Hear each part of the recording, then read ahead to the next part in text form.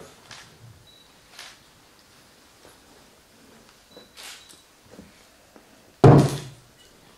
Originally, no life, no death. Life is life, death is death.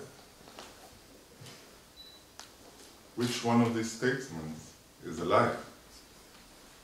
Ha!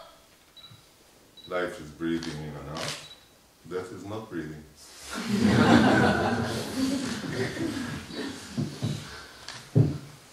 So today, I would like to talk about how I almost died and Kwan practice really saved my life.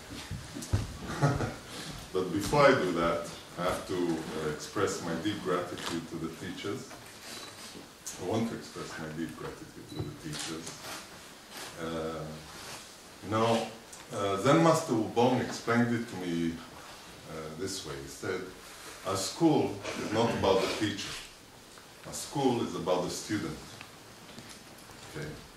So that means when you see these students becoming teachers, behind this, there's a lot of work of the teachers of our school. Okay, so I want to thank all the teachers. Also, this is an historic event for the Israeli Sangha. First time teacher appeared, we talked about this. So I thought it was appropriate to mention some of the teachers that touched the Israeli Sangha along the way, the main teachers. First of all, Zen Master Jikwang, the first teacher to come to Israel in Sansuni and support the beginning of Kwan in Israel. Zen Master Jikwang, for being our guiding teacher for 12 years, from the early days, early wild days, still passing away 3 years ago. And Zen Master Jikwang for being our guiding teacher for the past 3 years. So thank you. I also want to say thank you to my family that is here today. My mother, who was practicing with me for many, many years. My wife and 2 wonderful daughters. And my sister, who all came here. And all the friends from Israel. And Sangha members and close friends, and my lifelong friend Yoel. Where is Yoel? Yoel. My lifelong friend. He came all the way from Costa Rica to be with us today. So thank you all for coming here and participating and witnessing. Thank you. So back to the story. So, 20 years ago I started practicing meditation, Zen meditation, and after a couple of years I decided I want to figure out what I want to do with my life. So I decided I'll go to Huagisa and sit there until I figure out what to do. So I joined Winter Kyoche, and after Winter Kyoche finished, I had some time off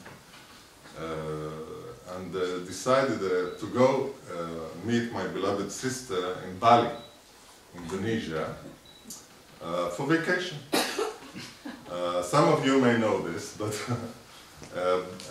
Bali is well known for surfing because of its beautiful beaches and very big waves. So after I arrived to Bali, we decided to go to the beach for after Kyoche swim. What we didn't know, that the beach that we chose, the name of the beach was Graveyard Beach, or Cemetery Beach. And the reason is that the waves there are so big and the water is so shallow that every year many surfers die there. Okay, so we didn't know this. So we got off, on the scooter, we come to the beach, I get off and I'm after Kyoche. Yes. So I go into the water, I walk into the water. Now I'm from Israel, and as a kid I spent many days in the sea, so I know how to be in the sea. So I'm walking in and the water is about this high, and I see this wave coming. Okay, so what do you do when you see this wave coming? Okay, you go under the wave. So I went under the wave, and that was a very big mistake. The wave grabbed me, like a matchstick, okay, like a matchstick. It grabbed me, it turned me around, raised to about 3 meters high, and knocked me head first to the bottom of the ocean. Now, my sister and a few people on the sea, on the beach, are all going like this. I didn't know that afterwards, I was told. But this was very interesting. So, my mind was, you know, after Kyolche clear.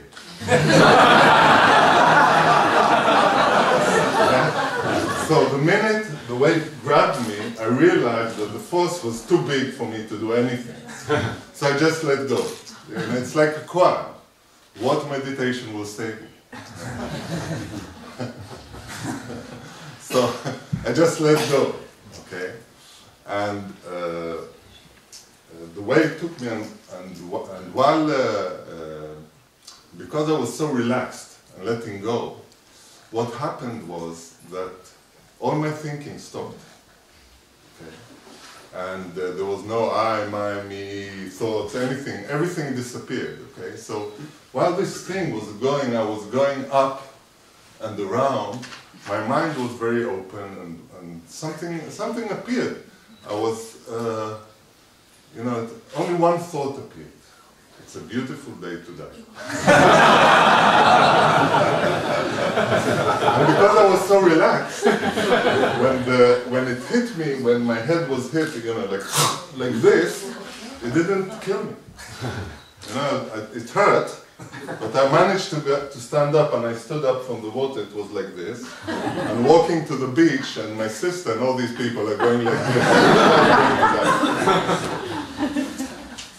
So, vacation was over.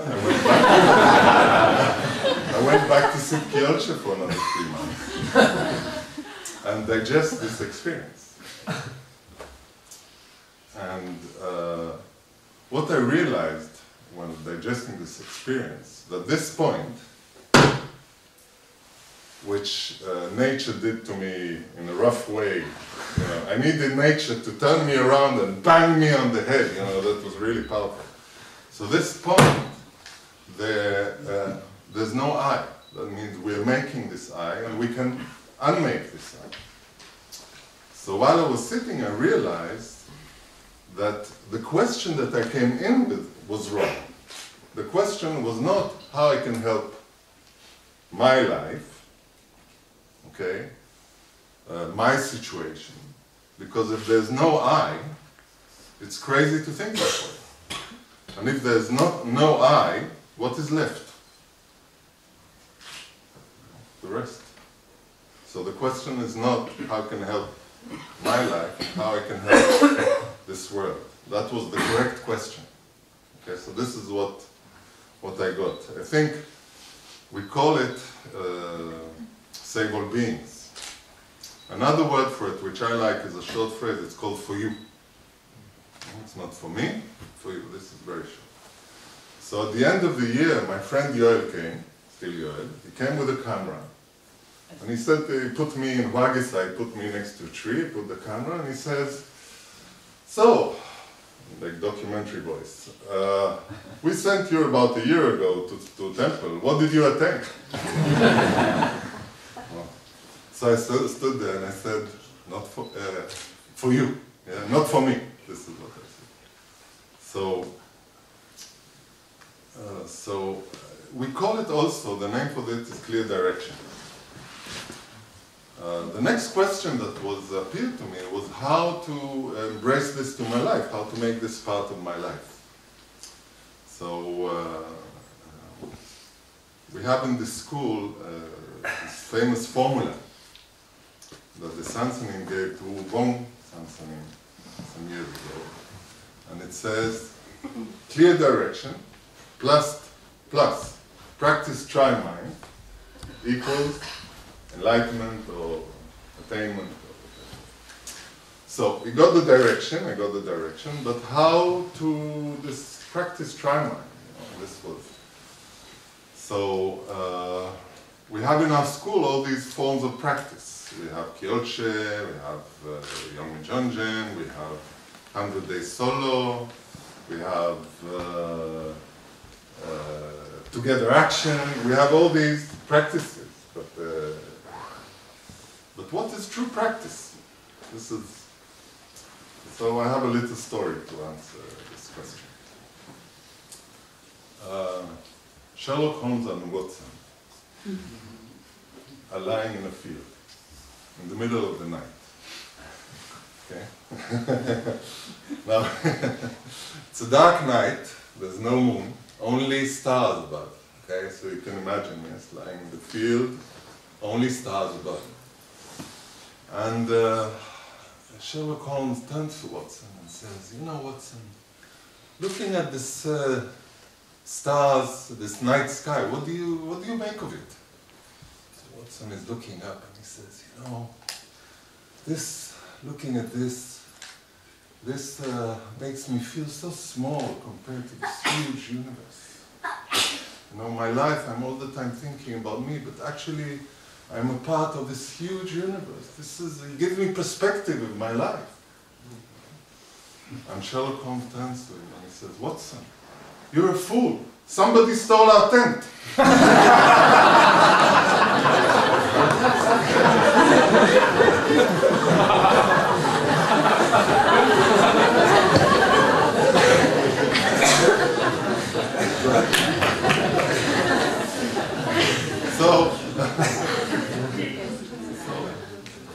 So correct practice means moment to moment, being clear what happened in this moment. This is the point of the story. So this continuous effort of trying to return to this point, we have this thing outside. How do you call it? Stella. Black? Stella, thank you. 10,000 years, I only go straight, don't know, try. This is the form of the practice. So when these two things come together, then, if we do it together, then this transforms our life. So we can help this work.